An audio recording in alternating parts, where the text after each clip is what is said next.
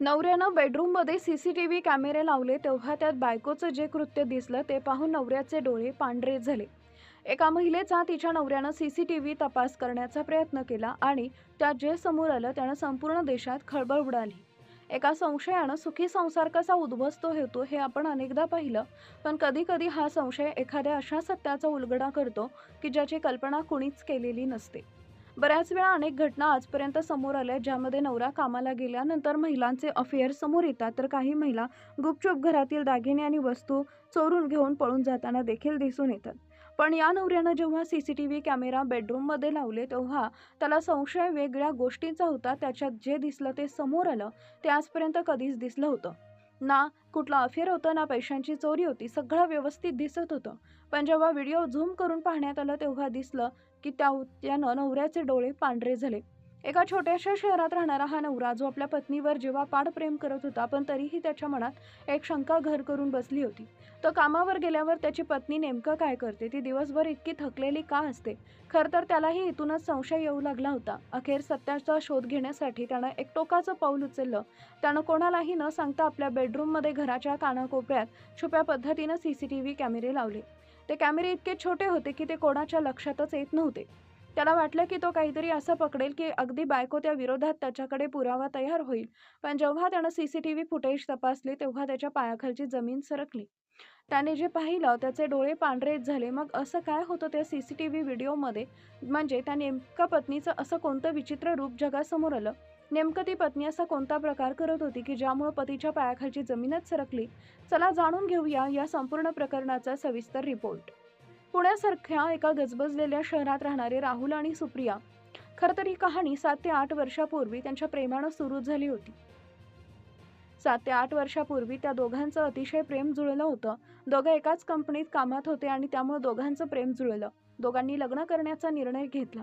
लग्नाला 8 ते 9 वर्ष झाले. दोघांचा संसार सुखानं सुरू झाला. दोघांना 2 गोडस मुलं होती.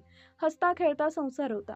राहुल एका खाजगी कंपनीत कामाला होता. त्याची पत्नी तिथंच होती, पण त्याच्या पत्नीनं मुलांमुळे ती नोकरी त्या ठिकाणी सोडून दिली होती. त्यांचं आयुष्य ऑफिसच्या फाईल्स आणि घरच्या जबाबदाऱ्यांमध्ये अडकलं होतं. सगळं काही अलबेल असतानाच अचानक राहुलला सुप्रियाच्या वागण्यात बदल जाणवू लागला. कारण की 4 महिन्यांपासून सुप्रिया ही नेहमीच थकलेली दिसायची. राहुल जेव्हा संध्याकाळी थकून भागून घरी यायचा तेव्हा त्याला वाटायचं की सुप्रिया त्याचं उत्साहात स्वागत करावं, पण सुप्रियाचा चेहरा निस्तेज असायचा. तिच्या चेहऱ्यावर नेहमी 12 वाजलेले असायचे. तिचे डोळे सुजलेले असायचे आणि आवाजात पूर्वीसारखा उत्साह नसायचा. एवढं थकायला काय होतं, दिवसभर 2 मुलं आणि घरचं काम तर असतं ना, असा विचार राहुलच्या मनात वारंवार यायचा. त्यानं तिला अनेकदा विचारलं, पण ती त्याला फक्त एकच उत्तर द्यायची की काही नाही हो, काम जास्त झालं. पण राहुलला हे पटत नव्हतं. त्याच्या मनात संशयाचं विष कालवलं गेलं. ती माझ्या मागे कोणाशी बोलते का? ती रात्री जागते का? मी गेल्यावरती असे काहीतरी उद्योग करते ज्यामुळे ती थकते. ती कोणाला भेटते का? की आणखी काहीतरी लपवते? असा संशय त्याला येऊ लागला. राहुलच्या मनात इतका संशय वाढला की त्यानं चक्क गुपचूप सीसीटीव्ही कॅमेरे बसवण्याचा निर्णय घेतला. सीसीटीव्ही कॅमेरे त्याने बसवले. त्याला माहीत नव्हतं की जे कॅमेऱ्यामध्ये कैद होणार होतं ते त्याच्यासाठी एक मोठा धक्का बसणार होता. बायकोचं सत्य पकडायला गेला, पण त्यालाच धक्का बसला. कारण की सीसीटीव्हीमध्ये जो व्हिडिओ दिसला त्यानं त्याचे डोळे चक्क पांढरे झाले. राहुलने एका सुट्टीचा दिवस निवडला. तो म्हणाला सुप्रिया मुलींसह त्या ठिकाणी माहेरी गेली होती. अगदी तोच दिवस त्यानं निवडला होता आणि त्याच दिवशी गुपचूप त्यानं टेक्निशियनला बोलवून बेडरूममध्ये 2 कॅमेरे, हॉलमध्ये 2 आणि किचनमध्ये देखील एक स्पाय कॅमेरा लावला होता. आता हा स्पाय कॅमेरा अतिशय छोटा असतो. माणसाच्या डोळ्याच्या आकाराचा हा स्पाय कॅमेरा असतो. कुठंही दिसत नाही. पण रेकॉर्डिंग 100% होतं. त्याला आता घरी नसताना त्याला आपल्या घरावर लक्ष ठेवायचं होतं. आपली पत्नी नेमकं काय करते हे त्याला पाहायचं होतं. दुसऱ्या दिवशी तो ऑफिसला गेला, पण त्याचं लक्ष कामात नव्हतं. तो सारखं फोनवरील ॲप उघडून पाहायचा. खरं तर त्यानं जे कॅमेरे होते त्याचा ॲक्सेस वायफायद्वारे मोबाईलला येत होता आणि मोबाईलच्या ॲपमधून घरी चालू असणारं तो लाईव्ह टेलिकास्ट पाहू शकत होता. आता दुपारची वेळ झाली. सुप्रिया घरी एकटीच होती. राहुलला वाटत होतं की आता तिला कोणाचा तरी फोन आला असेल किंवा कोणीतरी तिला भेटायला येईल. पण कॅमेऱ्यात असं दिसलं की धावत पळत मुलांचे कपडे धुते, घर आवरते, दुपारचं जेवण तिनं करते. आपली अर्धी चपाती तशीच ठेवली होती. उभ्या उभ्या 2 घास खाल्ले आणि पुन्हा कामाला लागली. राहुलला वाटलं हे तर फक्त दिवसाचं काम आहे, मग ती रात्री इतकी का थकते? खरा गेम रात्रीच होतोय असा त्याचा ग्रह झाला. खरा रस त्याचा उलगडा त्या रात्रीच्या अंधारात होणार होता. रात्री राहुल घरी आला तर त्यानं पाहिलं, त्याला समजलं की तो आता तिला काही समजलेलं नाही. घरात CCTV कॅमेरा आहे, पण त्यानं दिवसभर काय काय केलं याचं खडानखडा माहिती त्याला होती, कारण की तो दिवसभर मोबाईलच्या ॲपमध्ये तिचं सगळं हे पाहत होता. त्यांचं जेवण झालं, ती नेहमीप्रमाणे थकलेली होती. जेवण झाल्यानंतर सगळेजण झोपले, पण मध्यरात्री सुप्रियाच्या बेडरूममध्ये अशा काही हालचाली सुरू झाल्या, ज्या पाहून राहुलचे डोळे विस्फारले. रात्रीचे 2 वाजले होते. राहुल अतिशय गाढ झोपेत होता, पण CCTVमध्ये सगळं काही रेकॉर्ड होत होतं.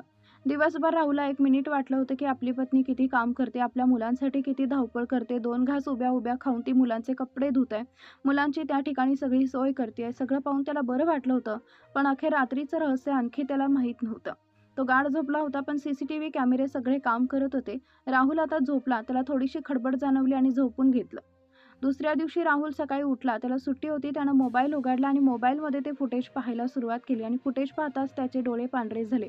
रात्री 2 वाजता, साधारणपणे रात्री 11 वाजताचा त्यानं त्या ठिकाणी फास्ट फॉरवर्ड करून बघितलं. तोपर्यंत काहीच नव्हतं. त्याची पत्नी आणि 2 मुलंही झोपली होती. 1 वाजला, 2 वाजला. लहान मुलगा रडायला लागला. सुप्रिया गाढ झोपेतून दचकून उठली. तिनं राहुलची झोपमोड होऊ नये म्हणून अतिशय सावकाश मुलाला उचललं आणि त्याला कडेवर घेऊन ती रूमवर फेऱ्या मारू लागली. जवळपास 1 तास ती त्याला शांत करण्याचा प्रयत्न करत होती. मुलगा झोपला आणि सुप्रियाला जेमतेम डोळा लागणार असं त्याच्यामध्ये दिसत होतं. आता जवळपास राहुलला समजलं की मुलगा उठला होता म्हणून खडबड झाली. पण त्यानंतर जे घडलं त्याचा राहुलनं विचार केला नव्हता. त्याला वाटलं, चला त्याला झोपून ती पुन्हा झोपेल. त्याला एवढं काय 10-15 मिनिटं उठून, असं त्याच्या मनात विचार येत होता. पण जेवढा सुप्रिया येऊन झोपली तेव्हा तिला डाळा लागलाच होता. तेवढ्यात तिचा मोठा मुलगा उठला. तो मोठा मुलगा म्हणाला, आई मला पाणी पाहिजे. त्यानं त्याला पाणी आणायला गेली. पाणी पिल्यानंतर मला बाथरूमला जायचं आहे. सुप्रिया पुन्हा उठली. राहुल शेजारी झोपला होता, पण त्याला या कशाचीच कल्पना नव्हती. रात्रभर हे चक्र सुरू होतं. कधी लहान मूल, तर कधी मोठं मूल, तर कधी बाहेरचा वारा. सुप्रियाला संपूर्ण रात्री फक्त 1.5 ते 2 तासाची झोप मिळाली होती.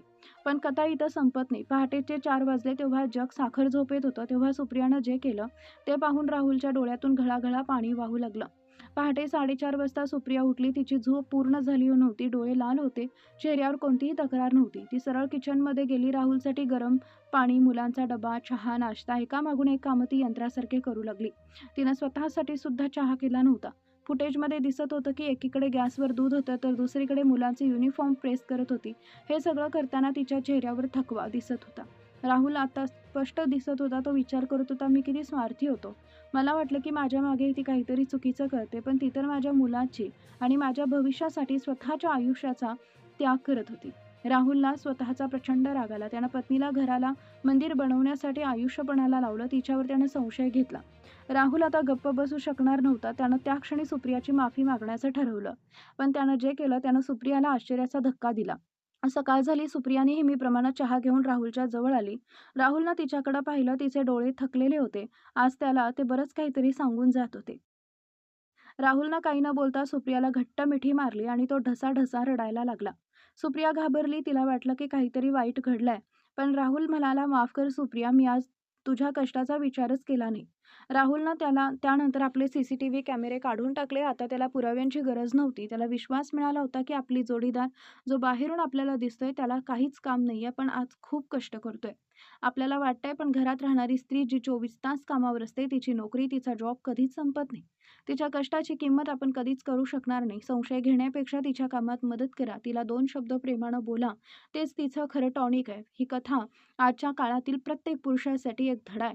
घराला घरपण मिळवून देणाऱ्या स्त्रियांचं त्यांच्या मागे अनेक अदृश्य गोष्टी असतात. सुप्रियासारख्या लाखो स्त्रिया दररोज स्वतःच्या झोपेचा, सुखाचा त्याग करून घर सांभाळतात. त्यांना संशयाची नाही, तर आदराची आणि सहकार्याची गरज असते. जगातील सगळ्यात कठीण काम जर कोणतं असेल तर ते म्हणजे गृहिणींचं असतं. कारण इथं पगार मिळत नाही, सुट्टी नसते, प्रमोशन सुद्धा मिळत नसतं. मिळतं ते फक्त कुटुंबियांचं प्रेम, आणि जर तेही आपण देऊ शकलो नाही, तर आपल्यासारखं दुर्दैवी आपणच असू. तुम्हाला ही कथा कशी वाटली? तुमच्या या आयुष्यात अशा कधी घटना घडल्या आहेत का? कमेंटमध्ये नक्की सांगा. आणि हो, आज घरी गेल्यावर आपल्या आईला, पत्नीला किंवा बहिणीला तिच्या कष्टाबद्दल एक थँक्यू नक्की म्हणा. अशाच प्रेरणादायी आणि डोळे उघडणाऱ्या कथांसाठी आमच्या चॅनलला सबस्क्राईब करायला विसरू नका.